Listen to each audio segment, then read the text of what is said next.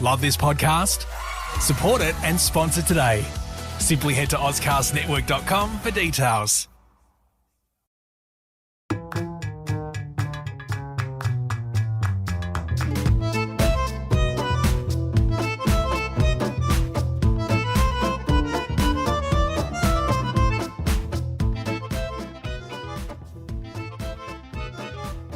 Hello everybody, welcome to this Talking Tendons podcast. As always, it's going to be a brief chat about a couple of clinically relevant studies to tendinopathy. And I'm going to focus on development of an education intervention for rotator cuff tendinopathy that our group was involved with over the last 3 years. So it's a couple of qualitative studies that I'm going to talk about today. I just want to mention there's a big group of people that contributed to this work. So people like Morrissey, Terry, Haines, Sean McAuliffe, Frada Burstein, and lots of other people as well. So big team from Monash, but also beyond. And we're interested in education because we know that education is important. It's important in shared decision making.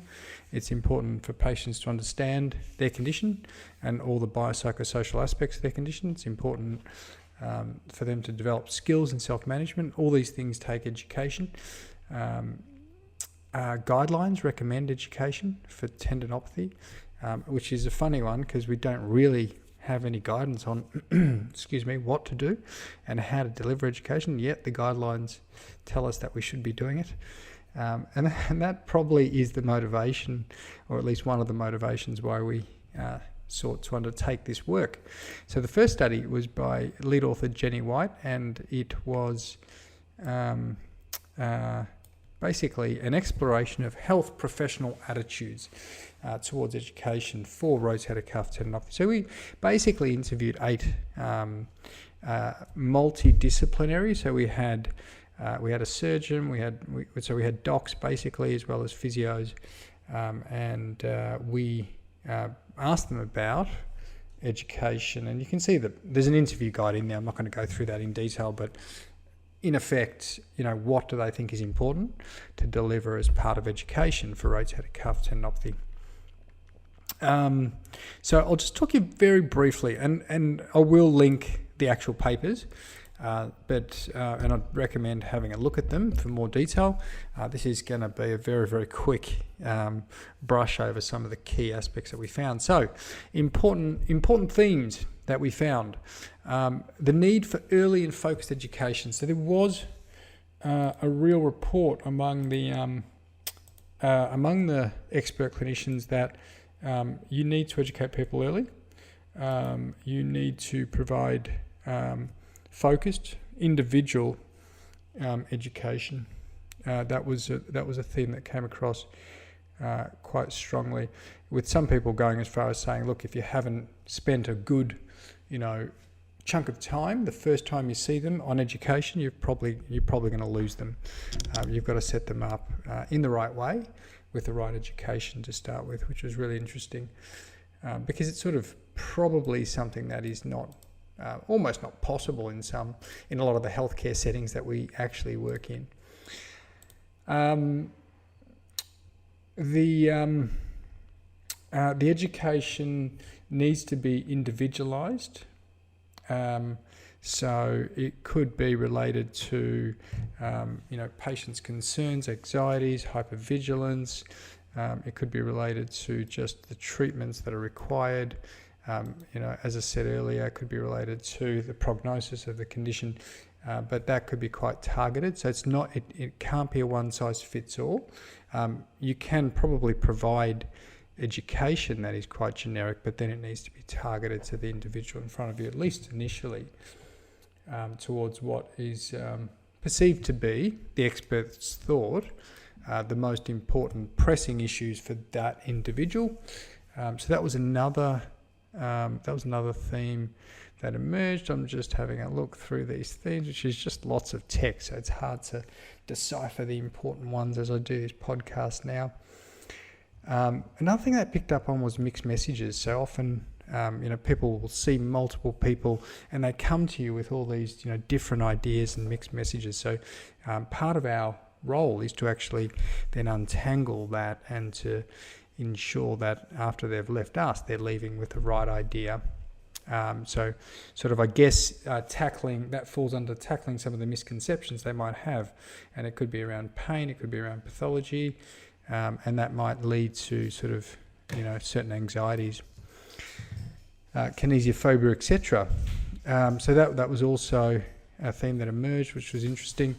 Another theme, patient-centered care. This was a really strong theme, and therapeutic alliance. So a real importance and a real focus on trying to develop a very honest and a very genuine relationship with the patient.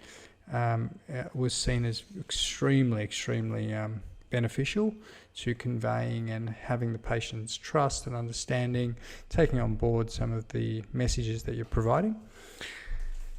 So that was very important theme, and interestingly, we'll talk about that a bit when we talk also about the patient's views, because that sort of came across there as well, which is reassuring. Okay, yet another theme, and this was actually quite an interesting one, was the clinicians were really volunteering lots of challenges and also lots of enablers or opportunities, but challenges to actually, educating people and getting them on board with the interventions and doing often the self-management that is commonly recommended. So things like, needing to really reinforce with the education how difficult it's going to be, how challenging it's going to be. It's not a linear pathway. So being honest about expectations was also really coming across, which was interesting. They acknowledged that there was huge time requirements to actually educate people effectively, which I think we've touched on already. And another concern was the lack of training. So most people, the clinicians, were unanimous that we just don't have the training in our undergraduate or even postgraduate to really be able to maximise the effectiveness of our education strategies. And we don't, not only from a delivery point of view, also from a content point of view, how what we should be delivering and how we should be delivering it. So that was quite sort of unanimous across the group. And then lastly, another theme that came across from the clinicians is that they really were craving for resources, which we thought was quite good because that's what we were developing. They were craving for resources to be able to use with their patients to educate them, and that makes sense because really there's no robustly developed resources, as we've mentioned already. All right, lovely. So let's now move on to, and again, this is going to just be a brief overview of these two studies. Have a look at the full text, which I'll link. But the second one is by lead author Kate Cridland, and this was published in Musculoskeletal Care in 2021, possibly. So this is a qualitative study of patients' experiences and perspectives of rotator cuff-related shoulder pain. So again, it was an interview study. We interviewed 8 people, and we analysed the data, the textual data, and again, we found that there were several themes, which I'll talk about briefly in a second. One of the things to note with this is that we've also linked as a PDF the actual education that we used. We actually used this education recently in a pilot trial, and we're seeking further feedback after that pilot trial via interview studies. But if you're interested in the education leaflet itself, have a look at the PDF that's linked to the Cridland paper, this second one that I'm talking about, because you'll see the whole PDF there, the education we've used. Bear in mind, I'm using it now for a full-scale telehealth trial, and in that telehealth trial, we've adapted it again. Okay, so it's being adapted. We're still not happy with it, obviously, and I think we won't be until a few iterations and further feedback from consumers about the education intervention. Okay, so here we go. Some brief views of patients. And this was really interesting. I found this probably more interesting than the clinician study. I think what we found, one of the key one of the key themes initially was just this, I guess trust and respect that patients had for health professionals. They really sought the opinions of these people because they trusted them, which really makes absolute sense. A lot of times maybe that's at the expense of fact-checking, which is really, I guess, highlighting the huge responsibility that we have as health professionals to provide really good and appropriate information to people. Another theme was the personal relationship and the building of trust. They thought that, really it comes down to trust in your physio or your doctor. And that's what they really put a lot of emphasis on, that if you had this working alliance and you had this established therapeutic relationship, that it was going to, much more likely to adhere to recommendations, education, etc. that was coming from that health professional. So that was really, really important, and related to some of the themes that we've talked about already in terms of the patient, in terms of the physio and health professionals. They generally found the education to be helpful. One thing I should say at this point is that these were people that had been exposed to our education, they had seen it, and then we interviewed them after. So they generally were very positive about the education,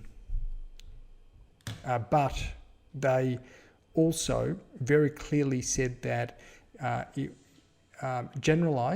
generic information is unhelpful.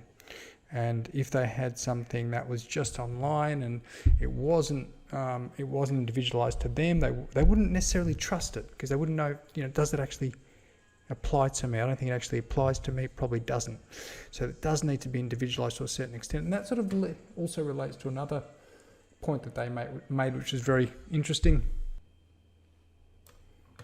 And that is that they wouldn't necessarily trust telehealth information if it was telehealth alone.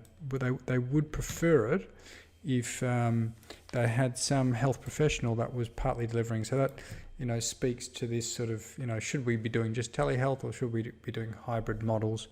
One of the things that was super interesting was that they really valued people talking about biomedical parts of their rotator cuff tendinopathy. So, the tears and explaining the pathology, explaining the scans, they really valued that.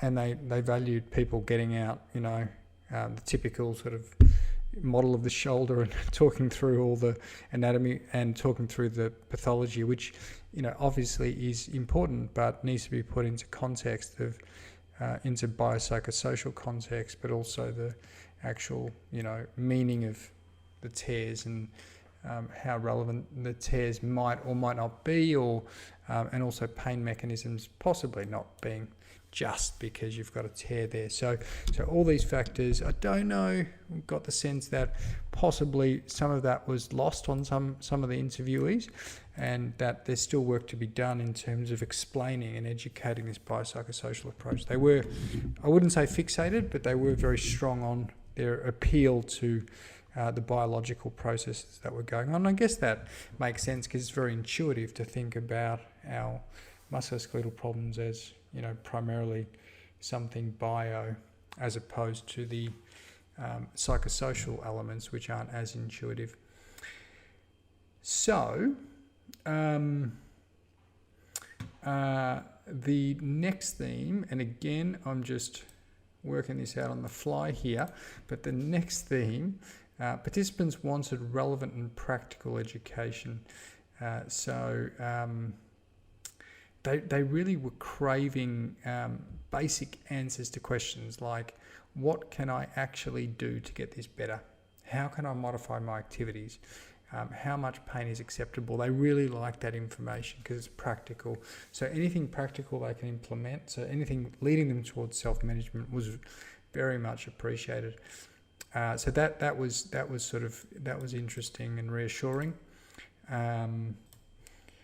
They were frustrated with. They were very frustrated with the lack of commitment by some of their clinicians to say, oh, look, it's just going to take, all you have to do is A, B, and C, and it's going to take 6 weeks and you're going to be better.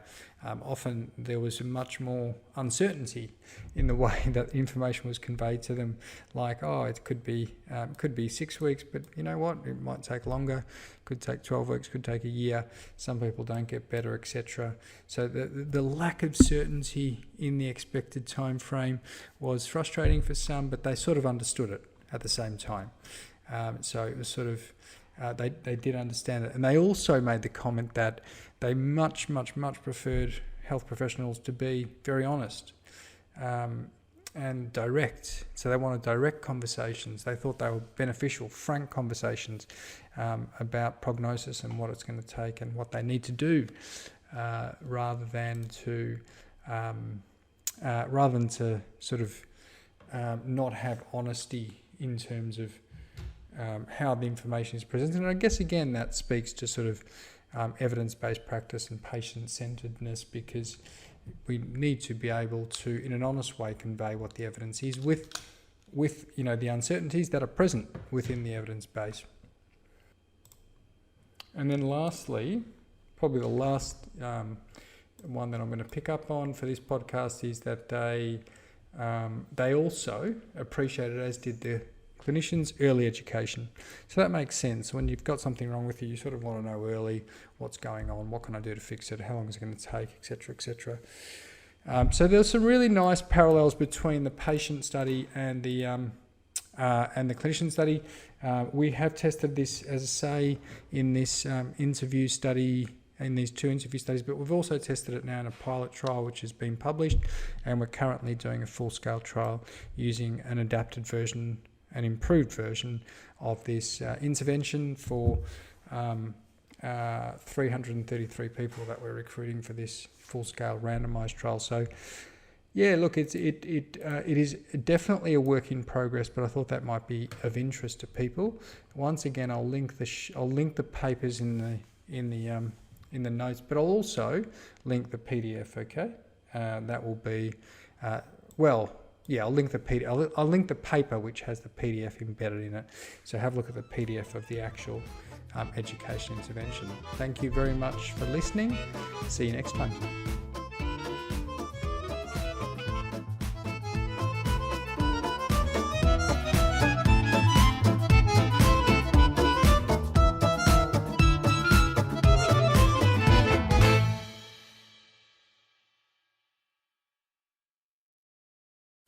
Love this podcast? Support it and sponsor today. Simply head to AuscastNetwork.com for details.